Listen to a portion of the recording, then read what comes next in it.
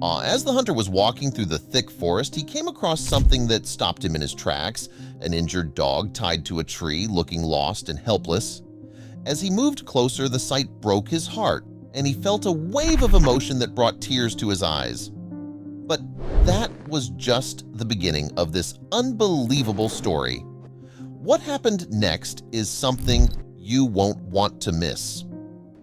Make sure to watch until the end to find out what unfolded, and don't forget to subscribe to our channel and hit the notification bell so you never miss a story like this. Deer hunting season was always Dwight's favorite time of the year. The crisp, refreshing air after a week of rain filled him with energy, and he felt ready to take on any challenge the wilderness had in store. He had set out with the hope of finding a strong, healthy deer weighing around 70 kilos. But as he followed a trail, a peculiar sound reached his ears, one he couldn't quite place. A sharp whimper came from behind a large tree, prompting him to rush over and investigate. What he discovered on the other side moved him profoundly. There, tied to a tree, was a dog, exhausted and malnourished, with a collar so tight it had cut into her skin. Her face bore deep inflamed wounds, but the most heartbreaking sight was her litter of newborn puppies, blindly searching for warmth and milk from their injured mother. As an experienced hunter and knowledgeable about wildlife, Dwight always prepared carefully for his expeditions in nature. At that moment, it was hard to know where to start.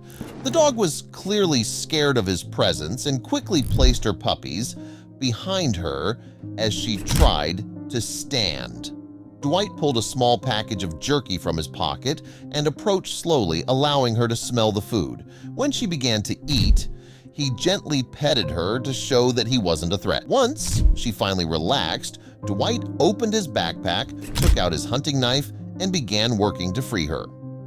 He had to act very carefully to avoid hurting her. As he kept one hand on her to calm her, he felt the dog's body trembling with fear. Dwight slid the knife under the noose and patiently cut the rope, freeing her. When she was finally free, he noticed that the rope had left deep marks around her neck. However, instead of worrying about her own wounds, the dog immediately turned her attention to her frightened and traumatized puppies. Dwight waited as she sniffed each one of them, trying to calm them down. With no container nearby, Dwight emptied his lunchbox and filled it with water. The dog drank quickly, and Dwight soon gave her more water. The puppies began to cry, trying to get their mother's attention, and she sniffed each one. There were 5 puppies, but she showed a special interest in a smaller one with a slightly darker and flatter face than the others and who cried less. Taking advantage of the fact that the dog was focused on the puppies, Dwight carefully examined her wounds. He suspected that at least one of the cuts would need stitches and that she would probably need vaccines to prevent infections. Although he didn't know how the dog had been injured, based on the type of wound, Dwight imagined she might have hurt herself while trying to break free. He found some more bandages in his backpack, and for now, that would be better than nothing. He unrolled the bandages and covered the most severe wounds. Whoever had abandoned her in the middle of the forest with her puppies without food or water better not think of coming back, Dwight thought. After finishing bandaging the dog, he wrapped the puppies in his coat and began to head back down the path he had come towards his vehicle. As he had imagined, the mother followed him, worried about her puppies. Dwight walked slowly so as not to overburden her, considering how much she had suffered. When they reached the parking lot, the dog seemed hesitant. Perhaps she had been brought to this place in a vehicle similar to Dwight's and now distrusted his intentions. He opened the door and placed the puppies, still wrapped in the coat, on the back seat. The mother began to howl in distress, and her puppies, hearing her, started crying again. "It's okay," he said. "I'm not going to hurt you. I just want to help." But the dog became even more agitated. When Dwight tried to gently guide her toward the car, she reared up on her hind legs and jumped a few meters away from the vehicle. The puppies, disturbed by their mother's behavior, began to move around and bark loudly while she kept a safe distance from the car, barking at Dwight as if he were the villain of the story. Then he remembered that he had another advantage, a good supply of his homemade venison jerky. He had never encountered a dog that didn't like it, and since the dog had devoured the small bite he offered earlier, he was pretty sure she'd like this too. He took out a few pieces from the bag. As he approached, she began barking repeatedly. Dwight tossed her a piece and then stepped back, leaving the decision in her hands. When Dwight approached the puppies again, the mother was already walking by his side. He praised her and gave her another piece of jerky.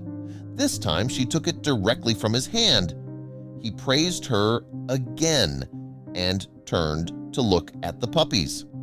They were calling for their mother, and she tilted her head to listen to their voices. Though still showing some hesitation, she was beginning to trust that perhaps this human wasn't a threat. Despite driving a somewhat suspicious vehicle, he took out more pieces of jerky from the bag and placed them on the back seat where the puppies were. The mother showed some nervousness with a few barks before jumping onto the back seat. He closed the door and took the wheel. Dwight's first stop was at Parkside Animal Clinic, where he faced another challenge, persuading the dog to enter the clinic. She seemed to have severe trust issues, which was understandable given the harsh treatment she had received from her previous owner. To convince her, Dwight had to use more venison jerky. The veterinarian examined the dog for postpartum complications and conducted a detailed checkup of each puppy, with special concern for one whose face was slightly deformed.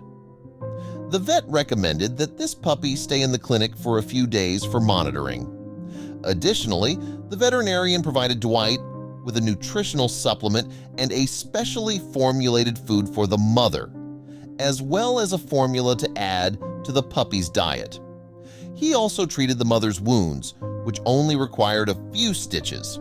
With the right diet and care, the dog quickly recovered, and all the puppies, including the one with the deformed face, remained healthy. As the dog recovered, Dwight was able to focus on her natural talents.